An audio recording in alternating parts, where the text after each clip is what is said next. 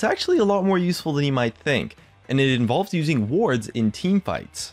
When you are versus the enemy AD carry in a teamfight, or maybe an AD carry champion like top lane Quinn or something, a majority of those kind of players, what they like to do is attack move, or attack move click as a way to make kiting easier and smoother. So what you can do to take advantage of this is, if you're someone trying to fight them, what you can do, you just put a ward down during the battle right in front of you, and if they're attack moving, they're probably going to attack the ward once or twice instead of you.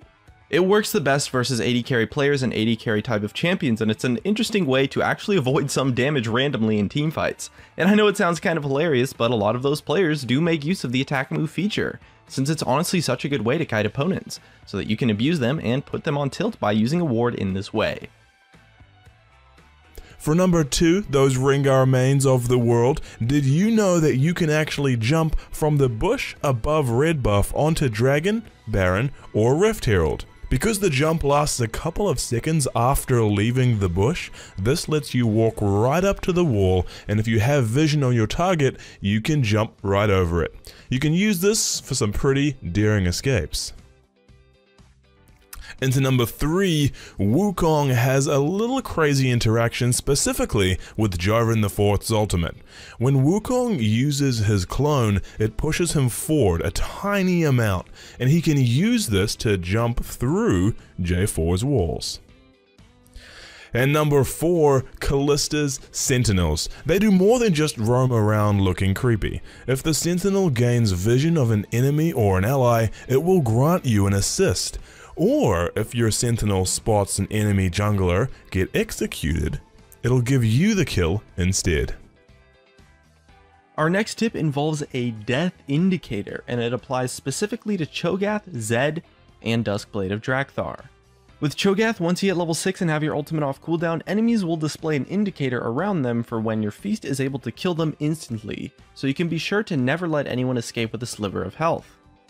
Zed's ultimate also has a similar type of indicator that shows a shuriken above someone's head when his ultimate will kill them. And as well, with the new Duskblade of Drakthar, it will also show an indicator when it will kill the target, so when playing those champions or using Duskblade, you can be sure to never let anyone escape with a tiny bit of HP left. Tip number 6 involves a pretty simple animation cancel using Fiora. On Fiora, you're able to cast Riposte mid-dash in any direction, which can be a really useful way to approach a target when you're afraid of getting kited, or if you maybe just want to hit the slow a little bit faster on your opponent. Next up at number 7, we have some things involving Thresh's Lantern. First off, his lantern counts as an object, meaning that it can be teleported to for an interesting teleport option for your top laner. But as well, it also counts as terrain, meaning that you can use it to body block people into a tough spot for maybe to land your hook on them or to kite them a little bit more.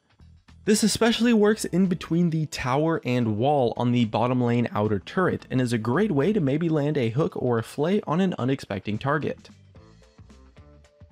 For our 8th tip, it's going to be a little bit more of a fun one as we head over to ARAM. On the Howling Abyss map, there's a location just past the second bush at middle, where if you position properly, you can walk up close to the wall and you can actually clip inside of it, making yourself almost invisible. It's a pretty neat place to hide for anyone trying to initiate like Fiddlesticks, or maybe if you just want to throw out a skill shot from there. And I'm back for number 9. Now this one is a doozy. Shaco boxes, yeah? You all know what they are. They're not usually that intimidating because most movement spells can just jump right through them and kill them.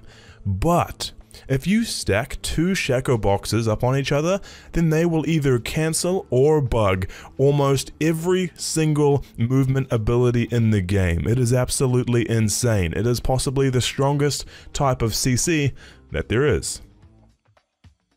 Right into number 10, one of my personal favorites. While Pantheon is flying high in his ultimate, perfecting his baking talent, he is completely immune to damage.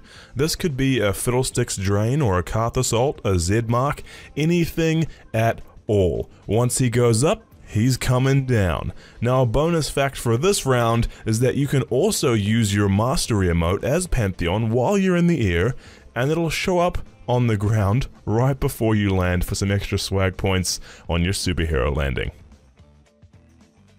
For tip number 11, we're taking it to the jungle on Olaf and Trundle. Both of those guys have abilities that increase all forms of healing as opposed to something like Lifesteal or Spell Vamp, so be sure to save your smite for the red buff on them, especially in your early clears, since you'll get a massive heal from it. If you are starting at the red side in your first jungle clear, consider doing Raptors before red buff after Krugs, so that you can smite the red buff for a nice boost in your sustain to gank a little bit more early on. And at number 12, we're going to stick in a troll one just for fun. Anivia's Wall and Trundle's Pillar can be used to knock up your own teammates, maybe if you want to cancel their backs, or even allow an enemy Yasuo to ult on them. But I guess if you're using it as bait, then maybe it's not actually that troll versus an enemy Yasuo, and you could potentially bait him to jump in on you by knocking up your ally.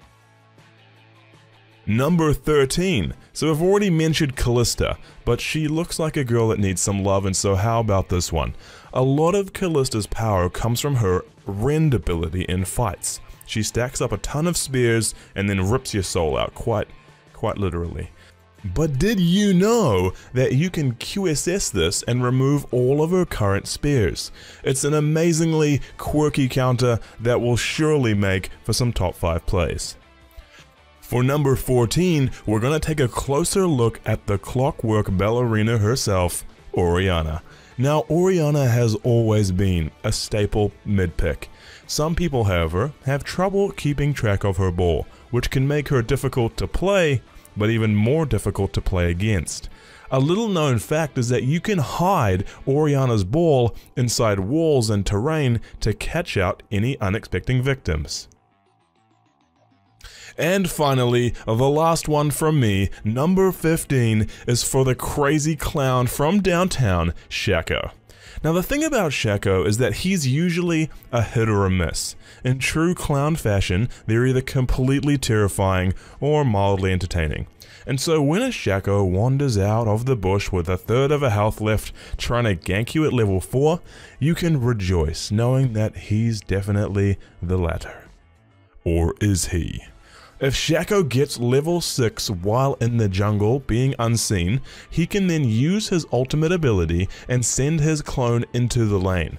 The enemy will see his clone as the last level he was seen at, and because he'll be seen as a pre-6, the enemy would never suspect it was a fake. This can lead to some pretty hilarious ganks. But that's all from me, guys. Thank you, Jeremy, so much for letting me help out with this video, and I'll let you round out the video from here. And for our 16th tip on the list, we're going to use something from Maokai. Similar to the Pantheon tip from earlier, when Maokai is traveling with his Twisted Advance, he becomes immune to all forms of damage. So if you time it right on a target, you can dodge things like Karthus ultimate, Vi's ultimate, or maybe just that last tick of Ignite as you run away.